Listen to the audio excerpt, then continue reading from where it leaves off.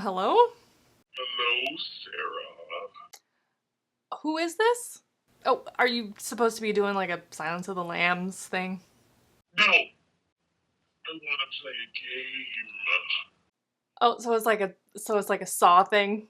It's not a Saw thing. It's a Scream thing. Why does everyone always forget those are lines from Scream 2? Well, I don't remember those lines being in Scream 2. No, not Scream 2. Scream also. God.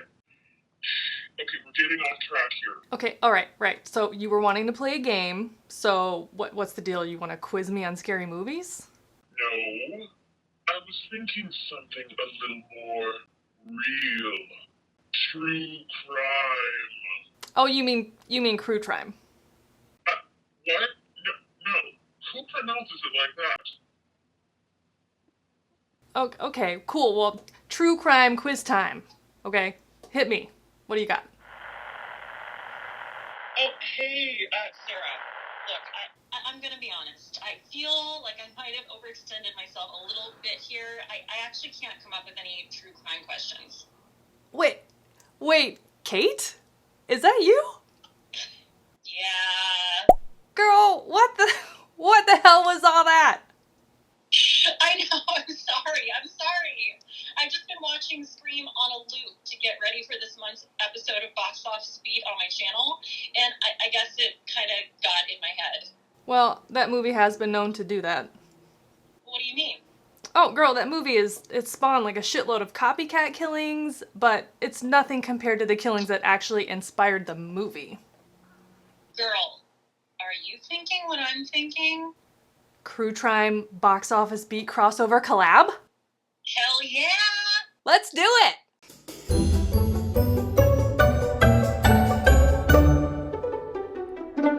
Hi guys, welcome back. In today's episode of Crue Trime, this is the story of the Gainesville Ripper. Wow, it is pouring outside. Wow.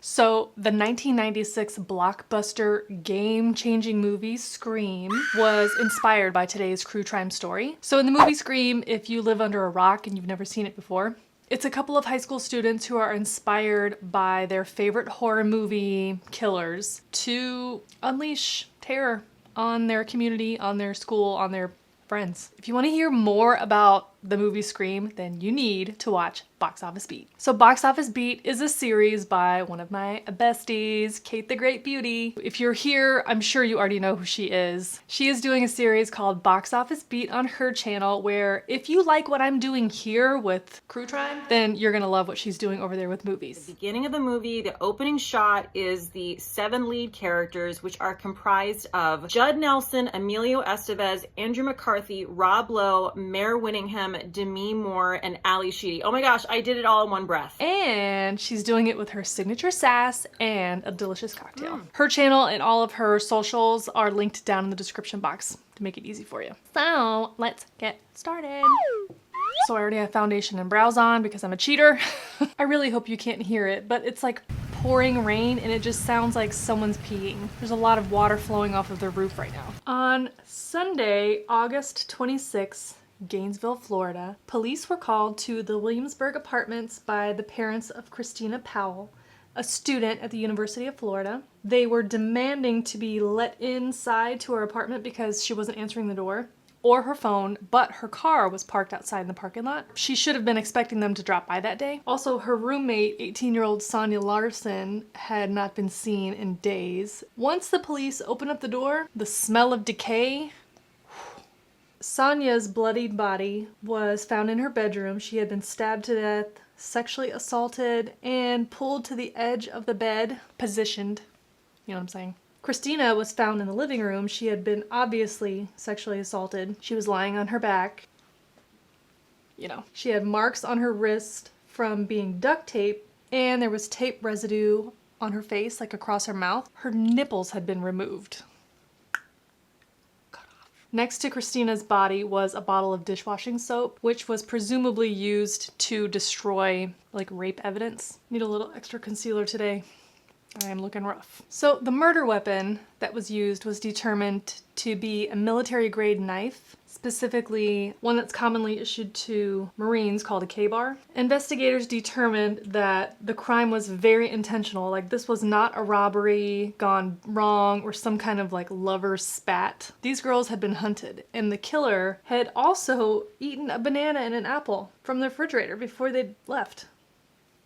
Neighbors told investigators that they'd heard what sounded like the girls showering and playing loud music on Friday night, as well as like banging sounds, and they thought it was just the girls hanging up paintings, you know, art, whatever. So it's assumed that the girls were probably murdered that night, found on Sunday. Ugh. The news of it really spread like wildfire. Police were very confident that this killer would strike again, and they wanted to warn the community. And Gainesville police immediately engaged with the FBI to start trying to construct a profile so that they could find this person. The same evening that Sonia and Christina's bodies were discovered, 18-year-old records clerk Krista Hoyt did not arrive for her midnight shift at the, how am I going to say this? Alachua? Alexa, what county in Florida is Gainesville in? Gainesville, Florida is located in Alachua County. Alachua. Thank you. You bet, Sarah. Enjoy your afternoon. Me and Alexa are best friends now. Krista Hoyt did not arrive for her midnight shift at the Alachua County Sheriff's Department. At around 12:30 a.m., a deputy was dispatched to her home. She would not answer the door, but they noticed that her car was parked out front. So the deputy walked around to the side, and he noticed that the chain link fence was kind of like pushed down, and the lock on the sliding glass door had very obviously been tampered with. The deputy looked through the pushed open blinds, and he saw Krista on the bed, decapitated. Fair warning, you're going to want to click off if you don't like gruesome.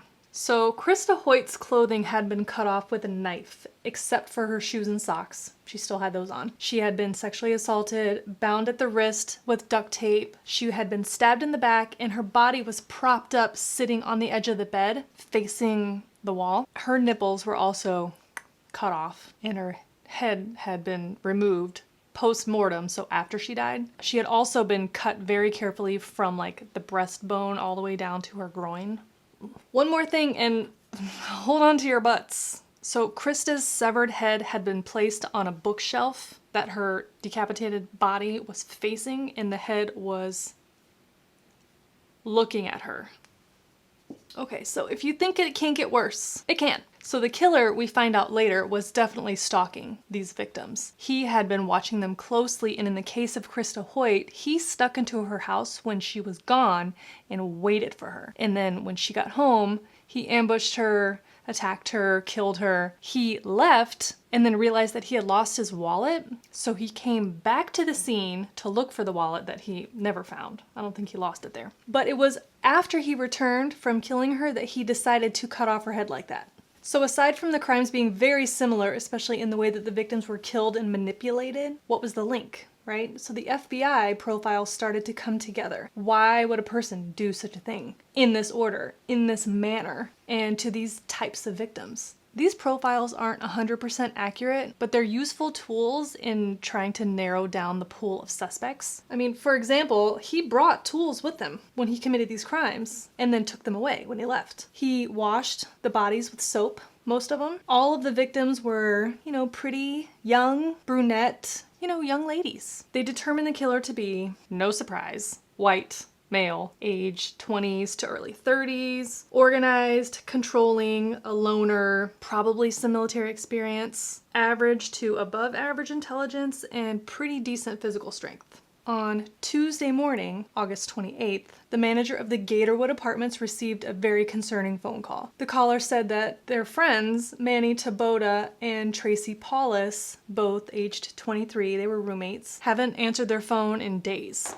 The manager agreed to unlock the door and let the friend into the apartment, and what happened was as soon as the door was open, they saw like a black bag and blood. They shut the door, called the police. Smart. When police arrived and entered the apartment, the door was unlocked, and the black bag that they previously saw right inside the door was gone. Inside the apartment, they did find Manny and Tracy both dead. Manny was found in his bed. He had been stabbed upwards of 30 times with many defensive wounds all over his hands and forearms, you know? He had fought for his life, for sure. Police gathered that the intruder attacked Manny first to get him out of the way, and then killed Tracy. So Tracy's nude body was found in the hallway on her back. She had been sexually assaulted, stabbed in the back. She had tape residue over her mouth and wrists. She actually had been... Oh no! Wasn't paying attention. I dipped my blush brush into this eyeshadow. Okay, so Tracy had been actually dragged into the hallway after she was already dead. It was determined. She had been stabbed in the back. Her body had been cleaned and had been positioned, like manipulated into position in a manner that was just very, very degrading and shocking. Use your imagination. So the upstairs neighbor told investigators that they'd heard a scream and a loud crash around 3 a.m. and poked their head out into the hallway, but didn't hear or see anything, so that was that. So by this point, Gainesville was like in a total frenzy, right? The memories of Ted Bundy's murder rampage in Tallahassee and his execution just a year earlier came flooding back to the front page. And the rumors of the details of the crime had the community terrified. Applications for concealed weapons permits were like gangbusters by this point. Could it be a pizza delivery person? Where would it happen next? Nobody knew, right? And local law enforcement was certain that there was a serial killer on the loose. Like, they knew that much. You can see now, like, with all of this mainstream media coverage and how fearful the community was, you can definitely see how this inspired the movie Scream. I mean, the murders in Scream were not this gruesome at all, but that's not the point. The point is that it seemed to be aimed at like young people. There was curfews and the students were told to stay together, and after the death of Manny, a very athletic guy, it wasn't just like little helpless petite girls, right, that were being overtaken by a monster. Nobody was safe. And the campus at University of Florida didn't have enough like on-campus residences to house all the students. I mean, no college does. So the lounge areas even turned into big slumber parties, right? State officials briefly considered closing Florida's flagship university, but they just thought it would drive the killer to another community. So with intense pressure on local law enforcement to solve this crime, investigators followed every possible lead, and the police presence on the streets was overwhelming. So some of those police that were on patrol in the neighborhood found 2 suspicious men lurking in a wooded area near the University of Florida campus. And when they approached, one of the men fled into the woods. They never found him, but the other guy just kind of like froze in place, like, ugh. So police found what appeared to be kind of like a makeshift campsite, like a hobo camp. They found a tent, camping equipment, sleeping bags, and a bag full of money that was stained with pink dye. Interesting. The evidence that the police collected at the campsite was collected and stored, but didn't really go much further because, you know, there was bigger fish to fry, right? But about a week before this discovery, a bank had been robbed, and the 2 suspects in that crime matched the description of these 2 camping creeps. The man that was stopped by the police, he confessed, and he gave up the name of his little buddy who had run off, said his name was Mike Kennedy. Police were unable to find this Mike Kennedy, and then that case just sort of ran cold. So the homicides were under heavy investigation, and law enforcement scoured the criminal databases to construct a list of potential suspects. By August 30th, it's my birthday, one name that kept coming up was another University of Florida student named Edward Humphries. Edward was mentally ill, a little disturbed. He had a documented history of being just super weird, you know, and off-putting. He had recently attacked his own grandmother. He also lived in the Gatorwood apartments and had harassed other neighbors. I mean, it was no surprise that his name was coming up.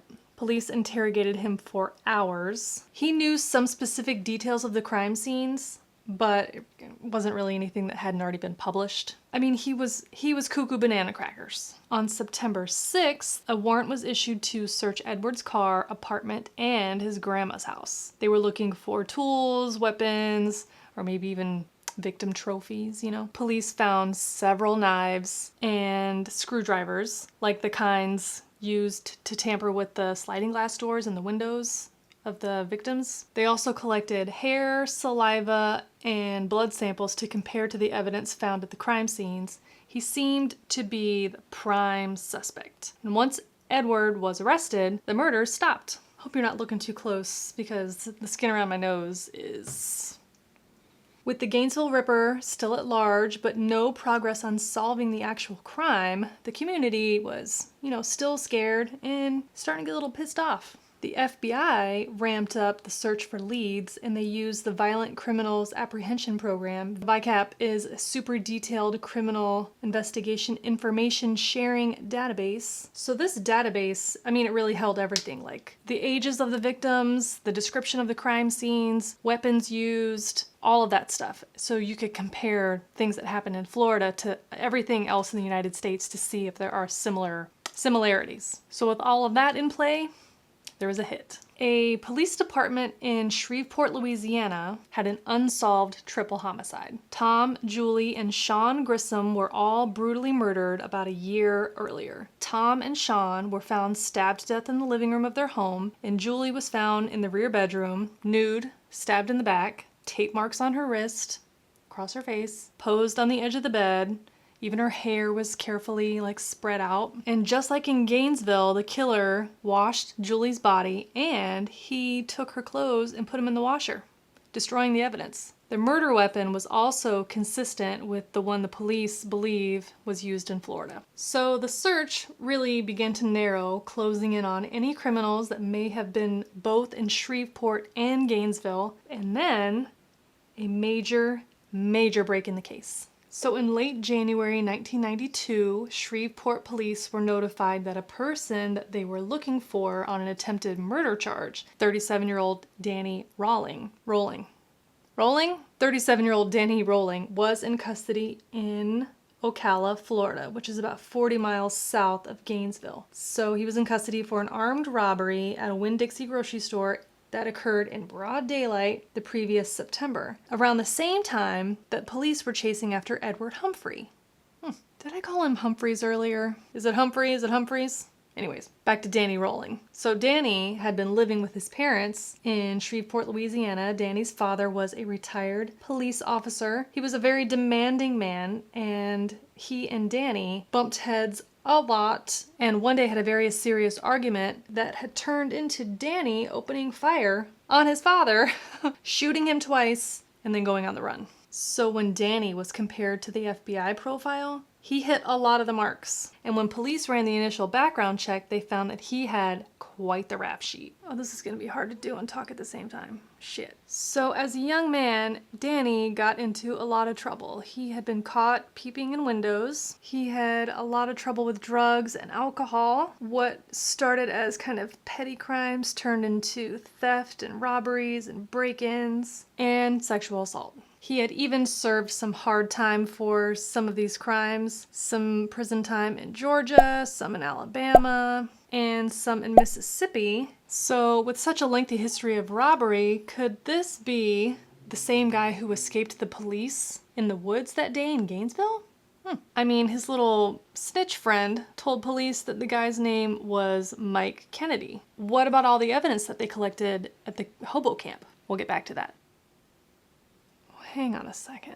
Okay, I've somehow missed this point in my notes. That Edward Humphries, they sent out all of his samples to be tested. And it turns out that our little friend, the creep from the Gatorwood Apartments, he did not match the DNA profile of any of the evidence that was found at the crime, so he was eventually cleared. He did do some time in a mental institution for assaulting his dear grandma, even though at the trial for that assault, his grandma refused to ever admit that her dear grandson ever hit her.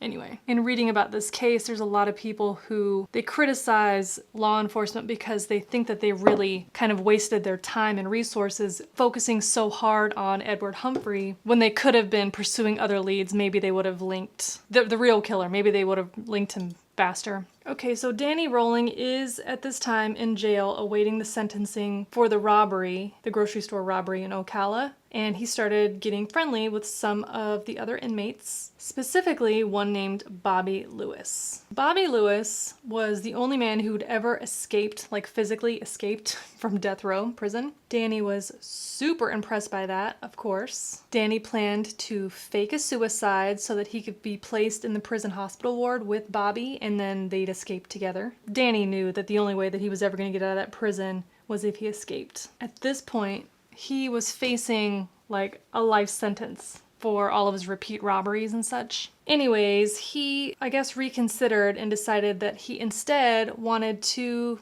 become infamous. As famous as someone like Bobby, and he wanted to confess to being the Gainesville Ripper. So over a 3-hour interrogation, Danny answered his questions from investigators by whispering into Bobby's ear, and then Bobby would say the answer. It's weird. I don't know how that works, but he confessed to all 5 murders in Gainesville, and he also alluded to being responsible for that triple murder in Shreveport. Well, never mind any of that, because Danny's DNA had been found at all of the crime scenes. Authorities had matched the DNA evidence with a tooth that had been extracted from Danny during a prison dental procedure. Prison dental procedure. It's the name of my new band. T-shirts. So Danny tried to convince authorities that he had multiple personalities and that a dark entity called Gemini is who was responsible for the killings. Detectives smelled that bullshit immediately because that story compares to the plot of The Exorcist 3, where the killer was a demon spirit called Gemini who decapitated and disemboweled female victim. And at any rate, by 1994, Danny Rolling was set to go to trial for the murders of the 5 Gainesville victims, and he planned to plead guilty against the advice of his legal counsel. He said that he was motivated to become a superstar like Ted Bundy. Brittney, help me out. Superstar like Ted Bundy. Wait. This is where it starts to get even weirder, man. While Danny was in prison, he became involved with a Crue Trime writer named Sandra London. He decided to work with her to write a memoir of his life and his crimes, and it even outlined some crimes that had not been publicized. So the book also included 50 illustrations drawn by Danny. Sandra and Danny were, or Sandra, I think it's Sandra. Sandra and Danny were sued by the state of Florida under the Son of Sam law, which prevents a person from benefiting monetarily from the publicity of your own crimes, meaning like book deals, interviews, etc. And all of that time spent together, Danny and Sandra, turned into, you guessed it, romance. Gross. So Danny and Sandra got engaged. Why the fascination with serial killers? What a lame question. You can do better than that. Yes, exactly. Couldn't agree more, Sandra. Okay? You freak. Sandra London wrote in her book, Knockin' on Joe, about Danny being one gorgeous hunk of a man. Unsubscribe.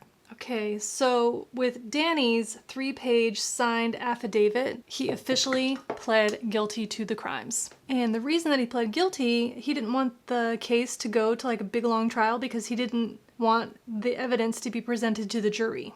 Who would, Danny? Instead, the courtroom was filled with just the victims' families and Danny's fiance, and 9 days later, in the sentencing phase of the trial, the evidence that Danny wanted to be excluded was presented to the jury. Joke's on you, Danny. Ha ha ha. The evidence included semen samples from the 3 crime scenes, screwdriver, duct tape, jeans stained with Manny Tabota's blood found at the hobo camp, and there was multiple versions of the confessions given to the various inmates while awaiting trial, and there was a cassette recording of Danny singing country songs that he'd written, and also some like cryptic messages to his family.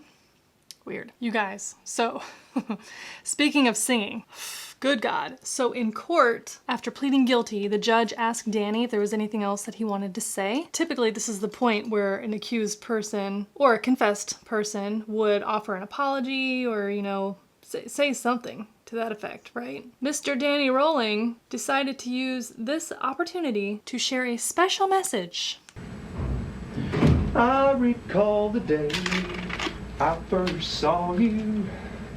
I reached out to say I love you. but it was hard to say. I couldn't touch you. So tell me, baby, what were my words? All my tears run together. Excuse me, Mr. Rollins. Down the Mr. path Rollins. you choose Mr. Rollins. to follow. Mr. Rollins. Tell me, baby, Mr. Rolling, Mr. Rolling, what- Mr. Rolling. Stop. So the prosecution in the sentencing phase proved that the crimes were particularly heinous and cruel, and they were committed with sexual battery as well, and that Mr. Danny Rolling, excuse me, was alone responsible for the deaths of the 5 students. Wow, do these look crazy? Oh yeah, we're gonna have to smoke out that bottom lash line because I look crazy. Speaking of crazy, so that woman, Sandra London, you guys, I went down a rabbit hole looking into this woman because she knew who he was. I haven't gotten to that part yet, like who he was at his core. And I mean, aside from all these terrible things that he did to these people, murdering people, this woman was nuttier than a squirrel turd. Her cheese has done slid off her cracker. She crazy. Okay, anyways, so the defense team for Danny during the sentencing, they really dug into his extreme family history, mental illness, and other mitigating factors that they say prove that he should not be sentenced to death, even having his own mother, Claudia, Rolling to testify. So, his family history. Daniel Harold Rolling was born on May 26, 1954 in Shreveport, Louisiana to Claudia and James Rolling. James was a police officer and a Korean War veteran and likely suffered from PTSD. Either way, he was definitely an abusive asshole. Claudia was 19 when she became pregnant with Danny, and when she told James, he was pissed. He physically abused her during the pregnancy until she left him to go live with her parents. That kind of started this cycle of breaking up and reconciling and breaking up and reconciling. James mistreated Danny and another brother that would come later, a younger brother, Kevin. James had that whole affection towards boys is not masculine behavior. He also grew increasingly abusive as Kevin and Danny grew older. The marriage between James and Claudia was a total shit show. They were like in this self-licking ice cream cone cycle of abuse where they would break up and get back together, which on top of the straight up physical abuse that was happening in the home, it created intense instability. And by the time Danny had reached 3rd grade, so around age 9 or 10, he had started showing serious behavior issues, insecurity, inferiority complex, aggression, and he ended up failing 3rd grade from lack of attendance. Claudia also suffered a nervous breakdown around this time. When Danny was 11 years old, Claudia and James had one of their signature blowouts, and Claudia had locked herself into the bathroom and cut her wrists with a razor. James broke down the door and Claudia was taken to the hospital, and in this event, little 11-year-old Danny had tried to intervene in their fight, but, you know, he just got beat instead. So home life was not good, okay? It was the stuff nightmares are made of. But it gets worse, okay? So following the suicide attempt of Claudia, Danny started drinking alcohol and getting in trouble. And remember, he's like young. He's like not even a teenager at this point. The next year, James actually attempted to kill Claudia straight up, and that prompted Danny to run away, but he was later arrested after being found underage drinking. This just keeps going. I mean, it's kind of the same story on repeat. When he was 15 years old, Danny got a guitar for Christmas, but the music alone wasn't enough for Danny. He had started getting into heavy drug use. It was just really, it was bad news. It was all the things that you could guess. It also goes without saying that school was not very productive for Danny. He ended up dropping out before completing high school. He tried to enlist in the Navy, but they turned him away. He eventually was accepted by the Air Force, which, on a side note, that's weird because the Air Force is like the smart branch. If he had gone to the Marine Corps, that would have made perfect sense to me. All tea, all shade. Anyways, he didn't last long in the Air Force anyways. He got in trouble a lot for drugs, so they eventually showed him the door. By 1974, Danny was living with his grandma, and it seemed like he was trying to turn his life around. He met a girl and got married and started his own family, but it wasn't long before those demons started to show up and that cycle of abuse started coming up, right? So Danny was being abusive to his wife and child, and not only was Danny abusive physically and emotionally, all those things, he started really showing deviant behavior, you know, like peeping Tom type stuff. By 1977, after having quite enough of Danny's bullshit, Danny's wife took the daughter and they bounced out. So after that happened, Danny really started to spiral like totally out of control. He sought out a woman who looked exactly like his previous wife and sexually assaulted her. He also started traveling around doing his robberies. That's when he started doing time.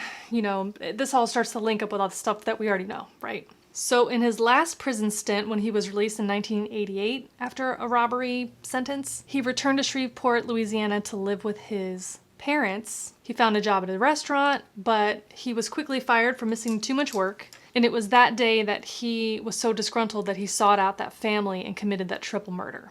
So it was the spring, May of 1990, when Danny and his dad had gotten into it for the millionth time and he had just had enough, and he shot his dad in the stomach and in the head. The dad survived, but Danny moved to Florida, assumed a new name, Michael Kennedy. Now we're on track. So we are back in the courtroom where we had just left off, and Danny's mother, Claudia, has just finished testifying about Danny's hellish upbringing. Psychiatrists also testified and stated that even though Danny's home life was so traumatic at the hands of his father, he did not suffer from any personality disorders. The jury recommended that Danny Rolling be sentenced to death for the brutal murders of the 5 Gainesville victims. So Danny's sentence was appealed all the way to the Florida Supreme Court, but it was denied on all counts. Danny Rolling's execution was ordered for October 25th, 2006. He made no apologies when given the opportunity. He did leave a confession with authorities to the triple murder in Shreveport before he finished his last meal, which, if you're interested, I always find these little nuggets interesting. His last meal was a lobster tail, butterfly shrimp, baked potato, strawberry cheesecake, and sweet tea. Once the injection was administered, Danny Rolling was pronounced dead at 6:13 p.m. He was 52 years old. So as I said before, these murders inspired Kevin Williamson to write the screenplay for the movie Scream. Danny Rolling's life and deeds are much crazier than any of the twists and turns from that movie, but if you want to hear more about that, go check out Cate the Great's Box Office Beat. That is the story of the Gainesville Ripper. This case is pretty famous, and I found that there's quite a few videos on this, so if you want to see some more that are this style, one in particular that I think you would really love is from Brittney Vaughn. We love her. So her video is going to be linked down in the description box as well. All of the products that I used on my face today will be listed down in the description box, along with the link to Cate the Great Beauty, so you can check out her channel. Thank you so much for hanging out today and for watching this video. I really appreciate it. If you want to see more videos like this one, then consider subscribing to this channel before you leave today. I upload new videos here on YouTube every week, and you can also follow me on most of the other social channels. If you have a Crue Trime story that you think would be interesting to share, please leave that down in the comments. I would love to hear from you. Okay, I think that is it for now. I will catch you next week in the next video. Bye! I think that's it. This is gonna be a long one. January 1980. Nope. That Henry Rolling. Nope, his name's not Henry. That's someone else. 5 Gainesville Rip. Ted Bundy is your goal, sir? Prison dental procedure.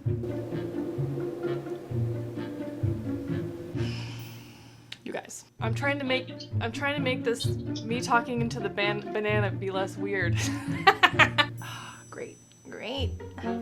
It's on solving the climb. Let's solve that climb. Oh, you can see my microphone. Maybe they're a little much. It's called Box Office Beat on her. But also, girl, you seem to be suffering from like a psychotic break, maybe too many viewings of Scream, so you might want to see somebody about that. Wait, what? Okay, bye!